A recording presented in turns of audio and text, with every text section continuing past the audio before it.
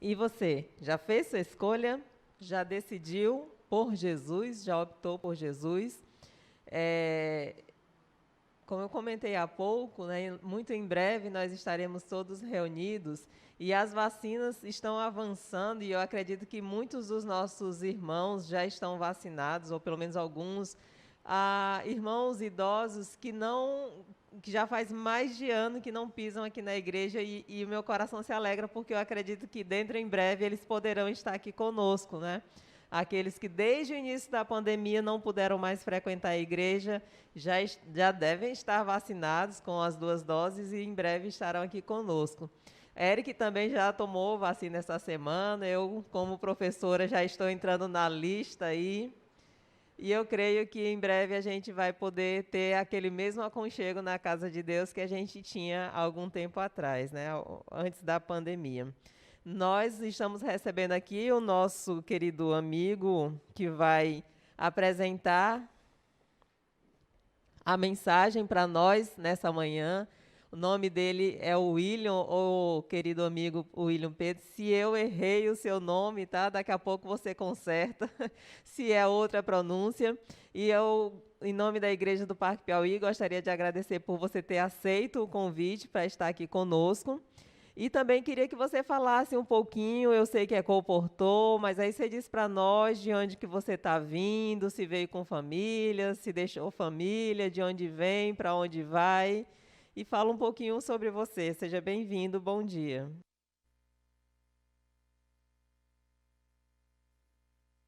Bom dia, muito obrigado, irmã Marlete.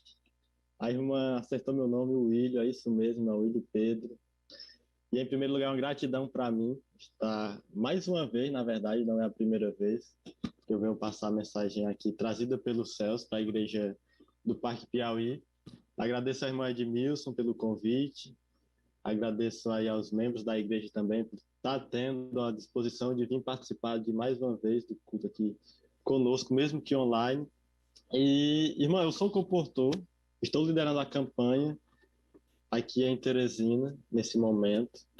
Bem corrido, porque ao mesmo momento que eu estou liderando a campanha de comportagem, uma campanha missionária, também estou estudando no primeiro período do curso de teologia. Inclusive, tem um grande amigo também, um grande colega também, que é daí, da igreja de vocês, né, que é o Eliezer, está juntamente conosco, estudando também. Eu me lembro a primeira vez que eu vi o Eliezer foi lá na missão, né? Quando a gente foi fazer o teste, a prova, o vestibular, para a gente ingressar na faculdade. A Eliezer estava lá, todo sério, sempre em oração, aquilo me chamou muita atenção, sempre em oração, concentrado. E aquilo ali mostrava realmente o que ele queria. Eu não conhecia ele, mas a maneira que ele se portava lá, naquele momento na missão, esperando o momento da prova, me chamou muita atenção. Porque, entre outros, né, ali, a gente tirando uma brincadeira, conversando, ele não, ele sempre concentrado, com sua Bíblia na mão, em oração ali naquele momento. E tudo aquilo ali me chamou muita atenção. E hoje, a gente tem o privilégio de estudar junto, de buscar esse sonho de Deus para a nossa vida. E isso é uma maravilha. Eu até digo para vocês da igreja aí adventista do Parque Piauí, que é um privilégio, irmãos, para vocês ter alguém aí como Eliezer, que é da igreja de vocês, faz parte da igreja de vocês, fazendo teologia na faculdade, porque lá eu digo para os irmãos, a gente aprende muita coisa, irmãos, muita coisa mesmo. E o privilégio é o quê? Que ele vai poder aprender. E a primeira igreja a ser recompensada vai ser o quê? Vai ser os próprios irmãos aí da igreja do Parque Piauí, porque ele aprende de lá e aí vai trazer para as igrejas. Mas a igreja mais próxima dele, qual que é? A igreja dele, né? Então, eu tenho certeza que é uma alegria para vocês aí da igreja também ter o Eliezer, eu acredito que vocês verem também como exemplo, certo? Eu acho que ele está assistindo aí, inclusive, mando um grande abraço também aí para ele, para o Eliezer, certo? Então, irmão, apresentados, William Pedro, não sei se posso continuar, se a irmã vai falar mais alguma coisa, como que é, irmão? Sim, pode se apresentar, né? Você fala de onde vem e na sequência, então, eu já deixo você disponível para fazer a sua mensagem. Deus o abençoe. Pronto, irmão, obrigado, brigadão, certo? Então, olha só, como já foi falado, sou comportor, estou fazendo teologia na FADBA, Venho de uma cidade bem pequena no sul do Piauí, a Lagoinha do Piauí, talvez muitos de vocês não conheçam, só vão encontrar muitas vezes só no mapa, mas é uma cidadezinha pequena que eu amo, de paixão, estou morrendo de saudade, já está um tempo que eu fui lá. Creio até que tenha alguns amigos de lá que estão assistindo também essa live. Então, é uma cidade bem pequena, e de lá Deus me tirou, trouxe aqui para Teresina, e vamos seguindo, conforme os planos de Deus, conforme os propósitos que Ele tem para a nossa vida, que esses são os mais importantes, irmão. E aí, antes de começar, eu queria dividir aqui com vocês tanto uma alegria como uma tristeza, né? A primeira alegria minha é o que é poder estar nesse sábado aqui com vocês, poder estar passando a mensagem para vocês, poder ver o pessoal aí reunido ouvindo também essa mensagem. Mas uma tristeza minha é o quê? É não poder estar junto com vocês, é não poder estar vendo o rosto de vocês, por exemplo, por conta dessa pandemia. Então a gente vive um momento em que eu creio que o meu desejo, o desejo da maioria das pessoas seria, por exemplo, estar reunido na igreja nesse sábado, a gente poder estar olhando para o rosto um do outro, poder estar se abraçando também, mas a gente não ter esse privilégio.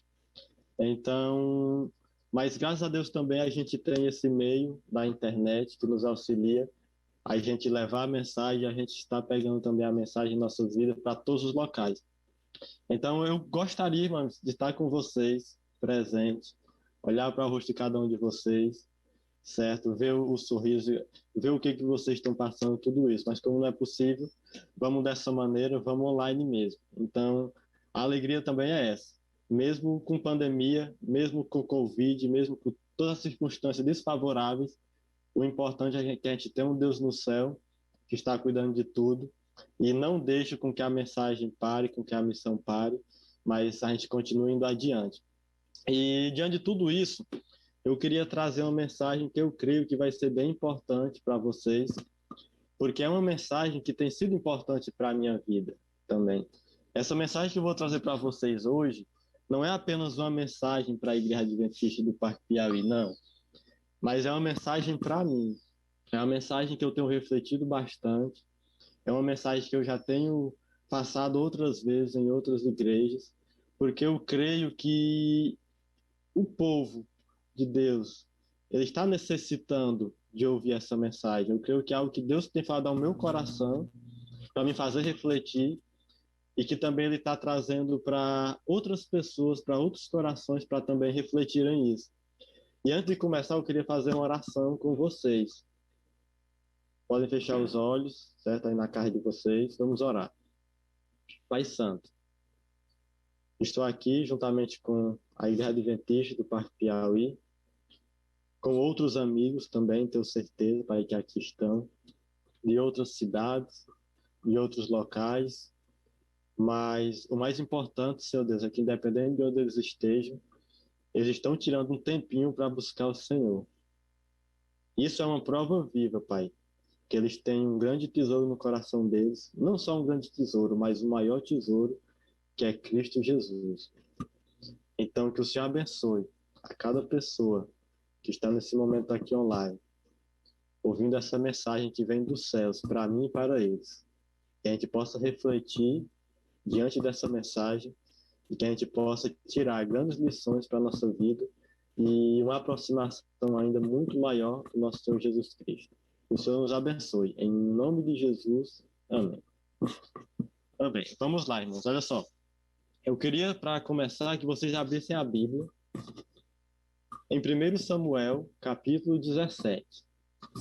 A gente vai ler aí uma história que é bem conhecida de vocês, a história de Golias.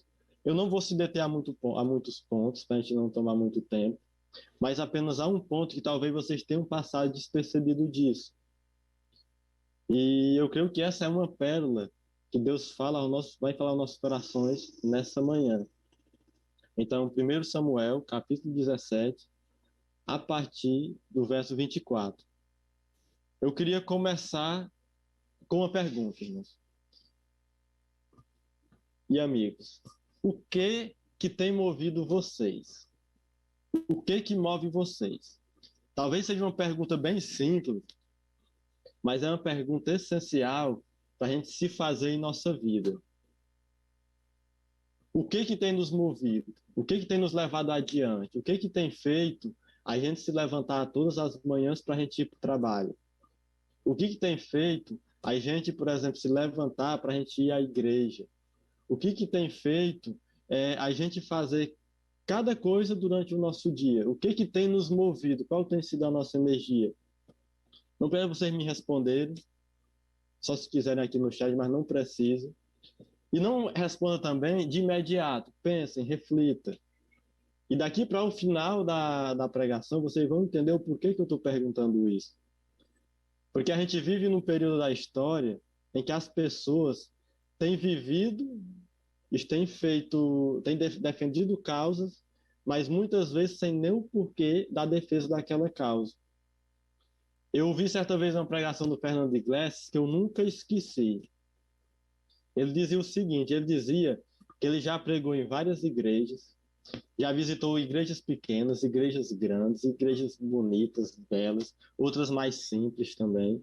Ele já pregou ali em igrejas que tinham bem poucos membros, como também igrejas lotadas de pessoas. E aí ele diz que a maior tristeza dele não era ele chegar e pregar para igrejas que estavam vazias, igrejas com poucos membros. Não, ele diz que a maior tristeza dele era pregar em igrejas cheias, mas cheias de pessoas vazias. Cheias de pessoas vazias porque não buscavam seguir o evangelho, pessoas vazias por ser sentimentais, usar muitas vezes os sentimentos acima das razões. Ele disse que chegava a passar semanas preparando sermões para aquela igreja. Quando chegava na igreja, passava aquele sermão, via gente se emocionando, via pessoas chorando. E aí ele disse que aquilo ali, em primeira instância, o alegrava. Disse, não, então minha mensagem, ela realmente foi importante para essa igreja. Só que quando ele percebia, no outro dia, 2 dias depois, 3 dias depois, ele não via as pessoas, havendo uma mudança na vida daquelas pessoas. Então era algo de imediato. E se vocês observarem, isso é triste porque o ser humano, ele é muito sentimentalista. Uma coisa que nos leva a gente a ser movido muitas vezes é o que é o sentimento.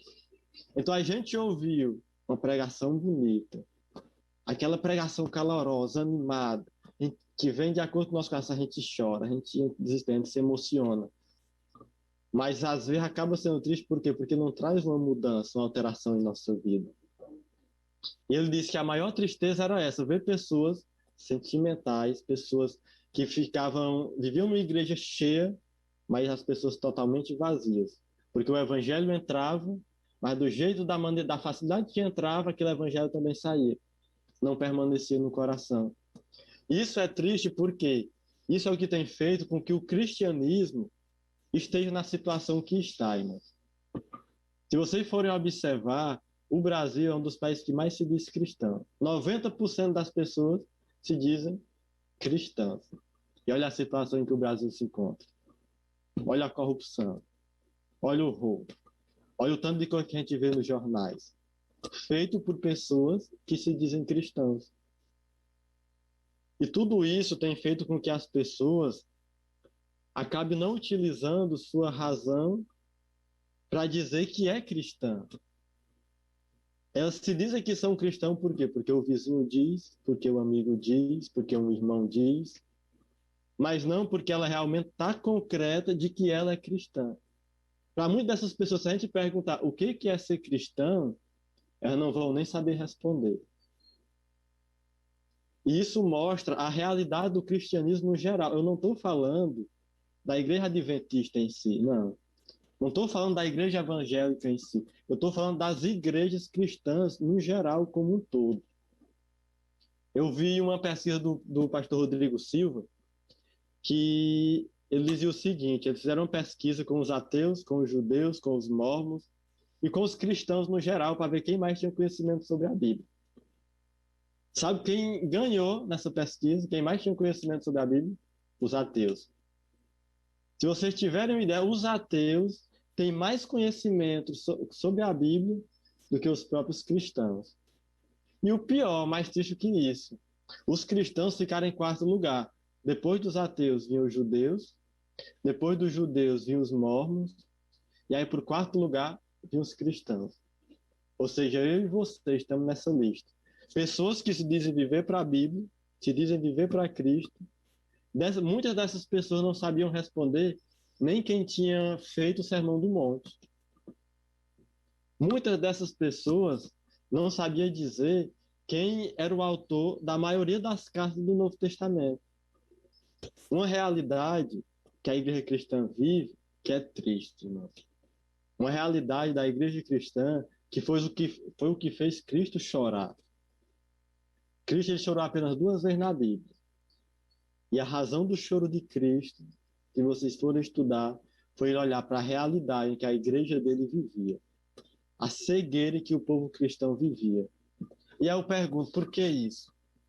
Por que que a igreja cristã vive numa cegueira tão profunda como essa? Sabe por quê, irmãos? Porque não pensa. A Bíblia é bem clara ao dizer que o povo dele perece por falta de conhecimento. Muitas das pessoas têm vivido uma fé cega, sem raciocinar o porquê de seguir aquilo, o porquê de defender tal causa, o porquê de ser cristão, o porquê do que me move. E é onde eu chego e digo para vocês, é importantíssimo a gente raciocinar o porquê da gente estar seguindo essa vida, o porquê que eu venho para a igreja. Eu vou porque meu amigo vem, eu vou porque meu familiar vem. O que me leva à igreja? O que me leva a acordar de manhã, buscar ler a Bíblia, buscar orar? O que tem me levado a isso? O que tem me movido a isso? Isso é super importante, mas a gente tem que refletir nisso. Porque o que faz muitas vezes a gente seguir o errado é essa falta de raciocínio. Eu digo isso por experiência própria, olha só. Eu me lembro, antes de eu entrar na igreja, antes de eu conhecer Jesus Cristo, né? Por volta de... Vai fazer 5 anos, no mês de novembro. Dia 20 de novembro, não esqueça essa data, jamais. Eu estava até vendo aqui que tem algumas pessoas que devem estar fazendo aniversário esse mês. Tem até o rapaz aqui, eu acho que era a Mauri, o nome do rapaz que estava colocando no chat, que ele está completando um ano hoje, certo? Então, até parabenizo ele, parabéns para ele aí, que Deus abençoe a vida dele. É um dia super especial, isso para ele, certo? O dia que ele nasceu, o dia que ele veio ao mundo, é o dia que ele está comemorando aí o seu nascimento. Mas, entre todas as datas mais importantes de minha vida, a data mais importante não é o do meu nascimento. E olha que eu vou fazer vou fazer ano esse mês também, dia 11 de junho. Quem quiser me presentear, viu? Está à disposição. Receba, pode mandar pelo correio, Sedex, está à disposição, certo? Mas o dia mais especial da minha vida não é o dia 11 de junho, o dia que eu comemoro meu nascimento, mas é o dia 20 de novembro, pois é o dia que eu renasci para os caminhos do Senhor. É o dia em que Cristo ele abriu realmente a minha mente. Então, o dia 20 de novembro, ele fica marcado em minha vida como a data mais importante, mais especial da minha vida. Então, faz 5 anos que eu me batizei. Antes disso, eu era de uma outra igreja. Igreja conhecida de vocês, talvez algum de vocês sejam católicos, certo? Minha família toda é católica, então você que é católico, que vive uma vida mesmo regada aos princípios cristãos, tá de parabéns também. E eu ia para a igreja católica, só que o meu erro não era apenas eu ser católico, não. O meu erro era ir para a igreja sem saber o porquê que eu ia para a igreja. Eu fui um cara que eu cresci desde pequeno na igreja católica e pai mais mães me colocaram para fazer a primeira comunhão. Pai mais mãe, eles botaram para me fazer a crisma. E quando eu estava terminando de estudar a crisma, indo todo sábado para o catecismo, aí chegou um rapaz, um grande amigo meu, João, que ele é o líder da igreja lá de Alagoinha. Graças a Deus ele nunca desistiu de mim, continuou sempre orando por mim. E aí ele chegou até mim e me perguntou desse jeito: William, por que que tu tá estudando o catecismo para fazer a crisma? Com essas palavras. E aí eu pensei naquele momento, refleti, e eu não sabia o porquê. Eu fui dizer para ele: rapaz, não sei, não sei. Eu estou indo porque os outros estão indo. Mas meus amigos todos estão indo. Meus amigos todos vão fazer a Eucaristia, vão fazer a Crisma. Então, eu estou indo por isso, eu vou também. Pai me colocou lá, mas então eu estou indo. Só que eu dei aquela resposta, mas aquilo me fez ver e me ficar perguntando vários dias seguidos por que realmente eu estava fazendo aquilo. Por que eu estava seguindo? Por que eu estava indo para o catecismo? Eu estava seguindo o que era correto? Eu estava indo atrás da verdade? Ou estava indo só porque os meus amigos estão indo? Sabe uma coisa errada, irmãos? É a gente ser movido pela vida dos outros. É a gente ser movido pelo que o outro faz. Jamais façam isso. Vocês não vão estar vivendo sua vida. Vocês vão estar vivendo a vida do outro. Sabe outra coisa muito ruim? É a gente buscar viver para poder também fechar e calar a boca dos outros. Conheço muitas pessoas que seguem aquela jornada, trilha aquele caminho, não porque deseja, mas porque quer mostrar ao outro que consegue. Aí também ouvi alguém dizendo, quando entrou na comportagem, né? Por que tu virou comportor? Não, eu vim para a comportagem e vou ficar até o final, porque muitos dos meus amigos disseram que eu não ia conseguir. Então eu vou ficar só para calar a boca deles. É errado, irmãos. Nunca faça isso pelos outros. Esse propósito não vai te fazer permanecer nesse caminho. Então, se a vida dos outros não é energia para nos mover, se o que os outros dizem não é uma energia para nos mover, qual que deve ser a energia que nos move? As promessas, será? Será que são as promessas que as pessoas nos fazem? O que será? E onde eu queria ler com vocês, nesse momento, o capítulo 17, a partir do verso 24, para vocês entenderem o que movia, por exemplo, a Davi. E o que movia a grandes homens de Deus que fazem com que os nomes deles estejam escritos aqui na Bíblia. Eu queria compartilhar isso com vocês, para vocês refletirem o que tem movido vocês e em qual deve ser realmente o motivo do que deve mover vocês. Olha só, 1 Samuel, capítulo 17, versículo 24, diz o seguinte: todos os israelitas, vendo aquele homem, fugiam de diante dele e temiam grandemente. E diziam uns aos outros: viste aquele homem que subiu? Pois subiu para afrontar Israel. A quem o matar, o rei o cumulará, ou seja, o rei o encherá de grandes riquezas, e lhe dará por mulher a filha, e a casa de seu pai isentará de impostos em Israel. Então falou Davi aos homens que estavam consigo, dizendo: que farão aquele homem que feria este filisteu e tirar a afronta de sobre Israel? Quem é, pois, esse incircunciso filisteu para afrontar os exércitos do Deus vivo? E eles responderam mais uma vez, no verso 27, para a gente terminar aqui. Ó. E o povo lhe repetiu as mesmas palavras, dizendo: assim farão ao homem o que ferir.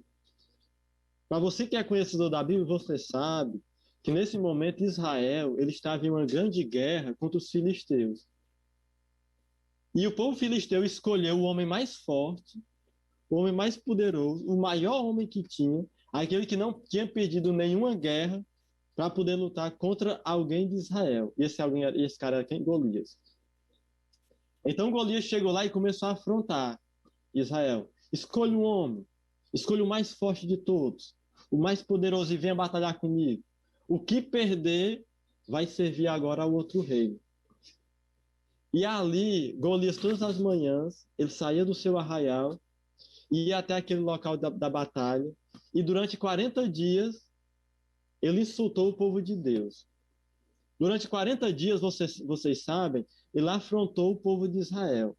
E nenhum dos israelitas tiveram coragem de enfrentar Golias. Até que vem quem? Um jovem, um menino, Davi.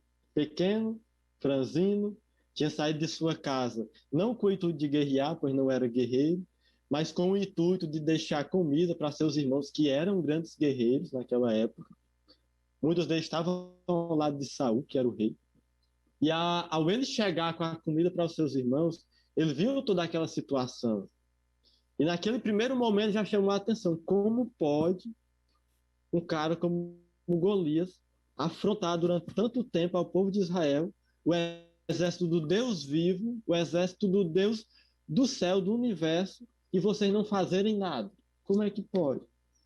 E lá no meio daquele povo, ele via algumas pessoas dizendo: olha só, poxa, Saul diz que quem ganhar daquele Golias, ele vai encher a casa e a família de riquezas, ele vai dar a sua própria filha do rei para casar com a pessoa que vencer a Golias, e ele vai isentar toda a sua família de pagar impostos. E olha que imposto naquele período, gente, era caro, era pesado. Por isso que o rei vivia numa boa e muitas famílias viviam lá padecendo, por conta da quantidade de peso que era o imposto naquela época.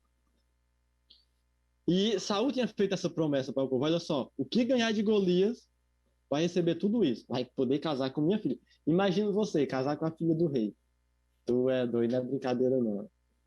Imagina você que paga vários impostos, agora não precisar mais pagar esses impostos. Tranquilidade. Imagine agora você receber riqueza do próprio rei. Essa era a promessa de Saul para aquele que derrubasse e vencesse a Golias. Só que sabe o que aconteceu?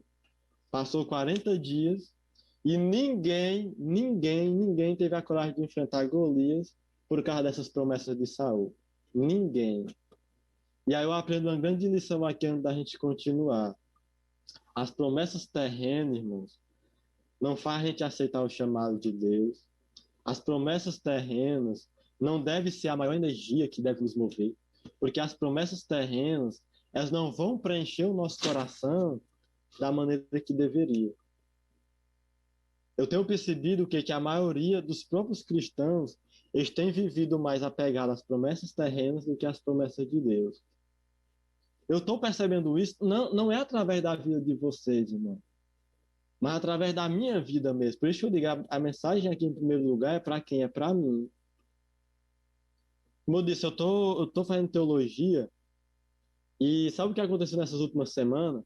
Eu acabei me atrasando em algumas tarefas da faculdade por causa do começo eu ter pegado estudando e comportando. Então não tive como fazer algumas tarefas. Chegou o final, essas tarefas todas valendo nota. E aí eu, poxa, agora pronto, e agora o que vai ser de mim? Vou ter que fazer tudo isso. Mas o que que me movia a fazer aquelas tarefas? O quê? A nota da faculdade. Não somente o conhecimento que eu ia obter das coisas celestiais, mas as notas da faculdade. Eu me lembro que eu cheguei aí dormir 2 da manhã, estudando para me terminar tarefas, para poder ganhar a minha nota, ganhar meus 2 pontinhos, meus 3 pontinhos e completar a minha nota para ir para o próximo semestre e não ficar devendo matéria. Mas eu comecei a refletir que na maioria dos dias eu não fui até 2 da manhã para ficar orando e ficar em contato com Deus. Eu parei para refletir que eu não fui, muitas vezes passei até 2 horas da manhã estudando para aprender sobre o meu Jesus. Mas, para ganhar a nota da faculdade, eu estava indo. Tem uma matéria lá da faculdade que é a formação espiritual do pastor.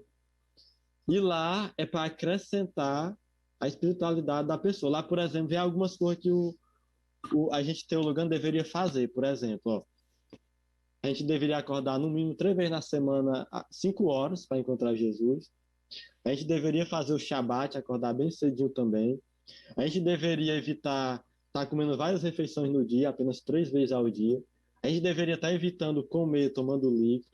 A gente deveria estar evitando comer carne, evitando refrigério e vários tipos de coisas. Algumas dessas coisas já estavam em minha rotina, mas a maioria delas não. E aí eu comecei com o mesmo hábito que eu estava vindo na primeira semana, que isso era um teste semanal. E chegou o final da primeira semana, eu acho que eu tirei uns 5 e pouco, nota bem baixa. Eu disse, poxa, se eu continuar assim, eu não vou passar, então vou ter que começar a fazer essas coisas. E ali eu comecei a praticar. Agora eu vou acordar às 5 da manhã, agora eu vou fazer o Shabat, agora eu não vou mais comer tomando líquido, eu vou fazer isso e aquilo. E aí eu cheguei a ter semana que eu tirei quase 9, 8,70. Nunca cheguei à perfeição, não consegui fazer tudo. Mas cheguei a ter quase 9. Bicho, olha a diferença. E isso me fez refletir novamente. Poxa, eu faço tudo isso uma nota na faculdade, mas eu não tenho feito isso por amor a Deus. O que que tem me movido? E essa pergunta que eu trago para vocês, o que que tem movido vocês? O que que tem feito vocês irem até a Bíblia? O que que tem feito vocês irem e orarem? Ou o que que tem impedido de vocês fazerem isso? O que que tem movido vocês? O que que tem movido o dia de vocês? Isso é super importante porque eu aprendi uma grande lição, irmãos, dentro de tudo isso. Se eu faço essas coisas para mim ganhar coisas terrenas, vai chegar o dia que eu não tiver ganhando as coisas terrenas, eu vou abandonar, eu vou deixar.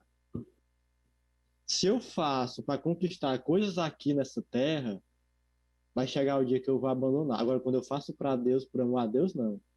Eu vou continuar firme e forte fazendo aquilo ali. E eu digo isso como grande lição, sabe por quê? Porque o que move você, o que mover você ir para a igreja, for um seu colega, for um seu amigo, for os prazeres ali da igreja, for porque eu me sinto bem quando eu prego e as pessoas gostam. Se isso é o que te move você ir para a igreja, sabe o que vai acontecer? Isso não vai fazer com que você permaneça até a volta de Jesus. Isso vai fazer com que você acabe desistindo dessa caminhada. Isso vai fazer com que você desista desse caminho que você está trilhando. Porque as promessas terrenas que a gente ganha aqui na parte terrena não são o suficiente para nos preencher. Vai chegar o tempo em que vai desistir. E eu trouxe isso para mim. Eu pensei, olha, se o que for me mover a fazer essas coisas for nota da faculdade, se eu for me mover a fazer essas coisas, for me tornar pastor, e ali só por conta de uma fama ou de qualquer outra coisa, isso não vai me manter no caminho. Então, a partir daquele momento, eu comecei a dizer, eu vou fazer por amor a Deus. Independente de eu ganhar nota como não. Vai entrar férias, continuar fazendo. Não vou estar ganhando nota, mas vou fazer por amor a Deus. Isso, irmãos, é o que deve ser o nosso mover. Sabe por quê? Porque esse foi o mover de Davi. Saul fez todas essas promessas para aquele povo. Eu dou minha filha. Olha que a filha do rei, minha amiga, era bonita. A filha do rei não era qualquer mulherzinha, não. Eu dou várias riquezas. Eu vou encher tua família de riqueza. Eu vou te isentar de impostos. Eu prometo. E Davi ouviu aquela promessa. Mas Davi disse: não, se preocupe, não, eu não quero nada disso, não. Eu vou lá guerrear. Mas eu vou porque eu não aceito ninguém falar isso do meu reino. Porque quando afronta o meu reino, está afrontando é o meu Deus. E eu jamais permitirei com que as pessoas afrontem ao meu Deus. E Davi foi, Davi guerreou. Como vocês sabem, Davi detonou aqueles gigantes Golias, venceu a batalha, mas ele fez tudo aquilo, não por as promessas terrenas de Saul, mas ele fez tudo aquilo por as promessas divinas. Ele fez tudo aquilo por amor ao Deus de Israel. Ele fez tudo aquilo por defesa da causa de Deus. Então, para terminar, irmãos, sabe o que deve mover o meu e o coração de vocês? A cada coisa que a gente venha fazer, o amor à obra de Deus, o amor à causa de Deus. Se importem com a obra de Deus como Davi se importou. Entreguem-se e dê sua vida pela obra de Deus da maneira que Davi teve coragem de dar. E como os vários mártires tiveram a coragem de sacrificar por amor à causa de Deus.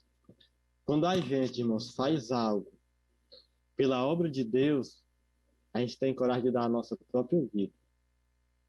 Mas quando a gente faz as coisas por promessas terrenas, muitas vezes a gente não vai ter coragem nem de sair no sol quente para bater de porta em porta dentro da reportagem. Não tem. Porque para ti, o benefício é o que? É só terreno. Então, para nós, o importante é o que? A gente está tranquilo, a gente está tudo em paz. O importante é a gente não estar sofrendo debaixo do sol quente, a gente não está recebendo nãos, a gente não está sendo julgado. Para nós, o importante é isso. Quando a gente olha para as promessas terrenas. Mas quando a gente olha para as coisas celestiais, a gente não vai ter medo do sol, a gente não vai ter medo dos não, porque a gente sabe que lá na frente vem um sim. A gente não vai ter medo de se acabar pelo evangelho. A gente vai viver uma vida como Tiago White viveu.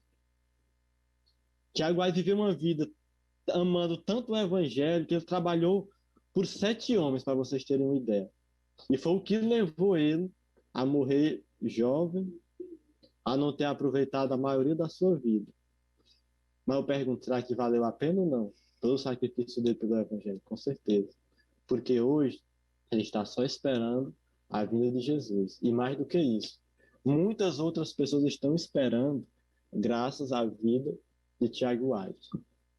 Então eu digo para vocês, irmãos, suas escolhas vai influenciar não é só a vida de vocês, mas vai influenciar a vida de milhões de pessoas que entram em contato com vocês todos os dias. Que o seu mover seja Cristo. Que o seu mover seja as mansões celestiais. Que vocês vivam para o maior tesouro de todos, que é Cristo Jesus. Eu dou graças a Deus por Deus ter me alcançado 5 anos atrás, me apresentando o Evangelho. Graças a pessoas como isso que não desistiram de mim, que oraram por mim, que me deram estudo bíblico, que me chamavam para a igreja, que me chamaram para o Caleb, pessoas que lutaram pela minha conversão. E outra coisa que eu sou grato à minha vida muito também depois de tudo isso é a comportagem. Porque 1 ano e meio depois que eu me batizei, eu vim para a comportagem. Vai fazer 3 anos agora em junho. E minhas maiores experiências estão dentro da comportagem. A comportagem é um instrumento de Deus usado para me manter firme e forte no Evangelho. E dentro da comportagem foi onde eu aprendi isso. Defender as coisas de Deus, não pela faculdade, não pelos recursos financeiros que eu vou ganhar, mas por defender o ministério e a obra de Deus. Sabe por que eu sou grato a isso, irmãos? Porque, mesmo no momento de pandemia, se vocês observarem, a maioria das igrejas estão como? Estão fechadas. A maioria dos irmãos não querem dar um estudo bíblico. Não sai para visitar uma família. Covid, perigoso. Mas quer saber de uma coisa? A comportagem está aí. A comportagem não parou. A comportagem, mesmo diante de trancos e barrancos, mesmo enfrentando sua dificuldade, ela está lá visitando famílias, orando com pessoas, deixando os materiais de salvação, pessoas se convertendo, se batizando. Isso me alegra, porque, irmãos, eu tenho algo comigo, uma frase comigo, eu queria compartilhar com vocês para terminar, que é o seguinte: ó, a maior provação da vida, ela é uma vida sem provações. Então, sabe o que vai firmar a sua fé? É as provações que vocês enfrentam. A gente viver numa vida tranquila, na zona de conforto, só vai fazer com que a gente olhe para as coisas daqui, da terra. Mas quando a gente passa por provações, aquilo vai nos fortalecer. E aquilo vai fazer com que a gente olhe para o reino do céu. Certa vez, Augusto Nicodemo disse o seguinte: o sofrimento existe na terra para a gente entender que existe um céu, que aqui não é o nosso local. Então, se vocês olharem para as promessas de Deus, para tudo que Ele tem preparado para vocês, vocês vão parar de olhar para aqui. E se esse for o teu mover dentro do coração de vocês, vocês vão viver 5, 10, 15, 20, 30 anos, 40 anos, e vocês não vão estar nem aí para o que vocês vão perder aqui nessa terra. Porque vocês vão entender que o mais importante vocês já ganharam, que foi salvação em Cristo Jesus. Eu queria cantar, na verdade não cantar, que eu não sei cantar, mas pedir para meus amigos aí colocar uma música que fala sobre isso, sobre o nosso maior tesouro, que é Cristo Jesus. E eu queria que nesse momento vocês refletissem nessa música e se perguntassem: o que tem me movido até aqui? O que tem me levado para a igreja? O que tem feito eu ir dar estudo bíblico? O que tem feito eu sair de casa e ir para meu trabalho? E o que tem me movido? Reflitam nisso ao longo dessa música. Se o que tem te movido, irmão, são promessas terrenas, ainda há tempo de mudar. Peço, Senhor, eu não quero mais ser movido por isso. Eu quero ser movido pelo amor à causa do Senhor. Me ajude, Espírito Santo, que essa seja a sua oração. Deus abençoe e queria ouvir esse lindo louvor com cada um de vocês. Reflitam nele.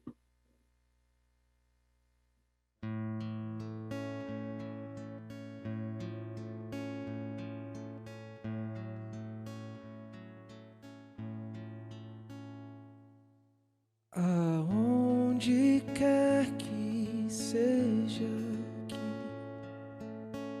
esconde seu tesouro, ali também está seu coração.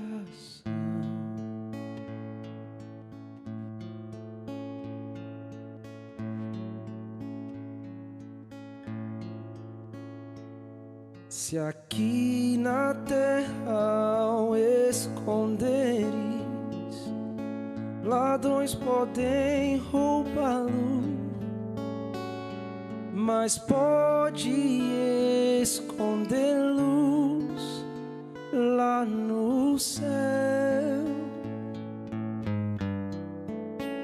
Há um tesouro no final da jornada dessa vida.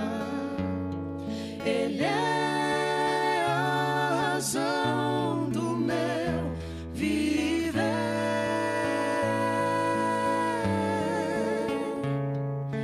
Cristo é o tesouro, Ele é a razão pela qual eu vivo. Será o meu tesouro até eu morrer.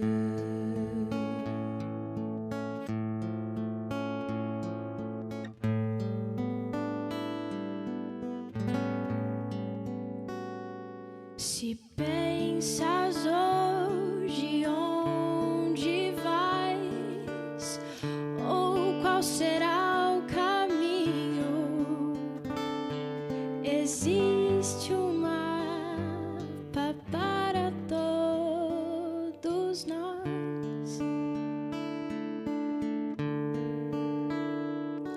Se nós o lemos e o seguirmos aonde ele indica, não nos perderemos, só temos que escolher.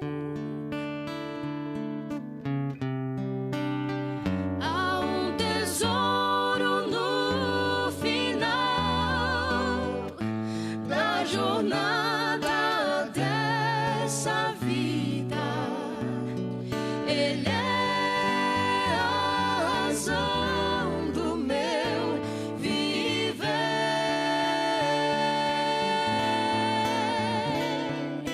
Cristo é o tesouro, Ele é a razão pela qual eu vivo. Será o meu tesouro até eu morrer. Há um tesouro no final da jornada dessa vida. Ele é a razão do meu viver.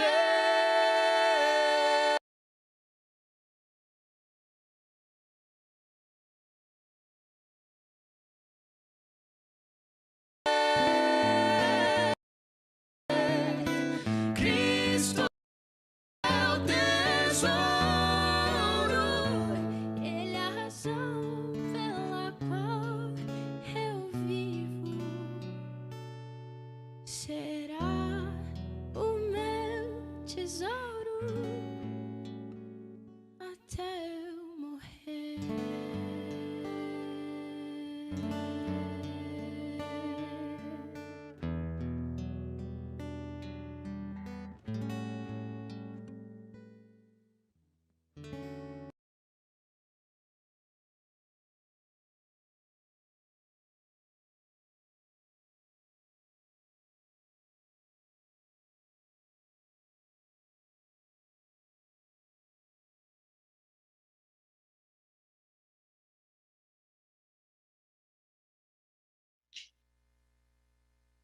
A Bíblia é bem clara ao dizer que onde está o nosso tesouro, ali está o nosso coração. Então, se o seu tesouro está nas mansões celestiais, se seu tesouro é Jesus Cristo, você vai ter coragem para fazer coisas até maiores do que ele fez, pois essa é a tua promessa, é a promessa dele. Se o seu maior tesouro é Jesus Cristo, vocês não vão colocar em conta em peso, na verdade, na balança, o que vocês vão perder. Porque vocês sabem que o mais importante é alegrar ele, alegrar o nosso rei. Eu admiro muito o Eliezer, como eu falei no começo, porque, por exemplo, para mim, é muito fácil estar ingressando nesse ramo de estudo da teologia. Sou solteiro, né? Na verdade, tenho minha namorada, né? Mas eu falo em relação que a ele. O cara casado, tem filho, uma filha, né? Se não me engano. Tinha seu trabalho, inclusive, sua formação já. E aí ele está colocando tudo isso de lado, sem olhar para o peso, sem olhar para o que ia perder, por amor ao quê? Ao Evangelho. Isso é uma prova de amor a Deus e ao Evangelho. Quando a gente não olha o que a gente vai perder, quando a gente não pesa na balança o que vai nos prejudicar, mas quando a gente olha só para a alegria que a gente pode causar no coração de Cristo através da nossa vida. E Elias é um exemplo desses caras. E é onde eu digo para vocês que se o nosso coração está em Cristo Jesus, a gente não olha para o que a gente perde. A gente só olha para Cristo Jesus e vai em frente. Uma pessoa que tem o coração firmado em Cristo Jesus, ele acorda 5 da manhã, 4 da manhã, sem olhar para aquilo como um peso. Eu vou porque eu quero ter um encontro com o meu Jesus. Um cara que tem um coração firmado em Cristo, ele apoia o outro. Por exemplo, até peço a vocês, apoiem da maneira que for possível a Eliezer, porque vocês não vão estar apoiando apenas ele, vocês vão estar apoiando a quem é o Evangelho, ao ministro de Deus. Então, se o nosso coração está firmado em Cristo, a gente faz as coisas sem nem desejar que as pessoas vejam, mas somente o objetivo de que Cristo veja e que assim se alegre pela nossa vida. Deus abençoe vocês. Queria orar juntamente com vocês para Deus nos dar e nos colocar em nosso ser um coração mais parecido com o dele. Pai Santo, obrigado por essa mensagem vinda dos céus. Uma mensagem, Senhor Deus, que antes de tudo ela é para mim. Eu tenho refletido muito nela. Que essas reflexões possam trazer resultados em minha vida, em meus hábitos, mas que possam também trazer resultados para cada uma das pessoas que aqui estão. Eu admiro a cada pessoa que aqui está também nesse culto, Pai. Pois tenho certeza que a maioria da igreja, nesse momento, está fazendo qualquer outra coisa, menos buscando o Senhor. Mas aqui tem uma pequena parcela do seu povo que está te adorando, está buscando ao Senhor, e isso é uma prova viva de que o Senhor está firmado no coração delas. Que o Senhor continue sendo tesouro em nossa vida. Que o Senhor seja o nosso maior tesouro, na verdade. E que através disso a gente viva uma vida somente para o Senhor. Nos ajuda a isso, Pai, por favor. Em nome de Jesus. Amém. Amém. Que Deus abençoe, ilumine a vida de vocês, que dê um ótimo sábado. Nunca se esqueça de refletir nessa pergunta. O que me move? O que tem me movido? E o que deve realmente me mover? Que Deus abençoe. Abraço.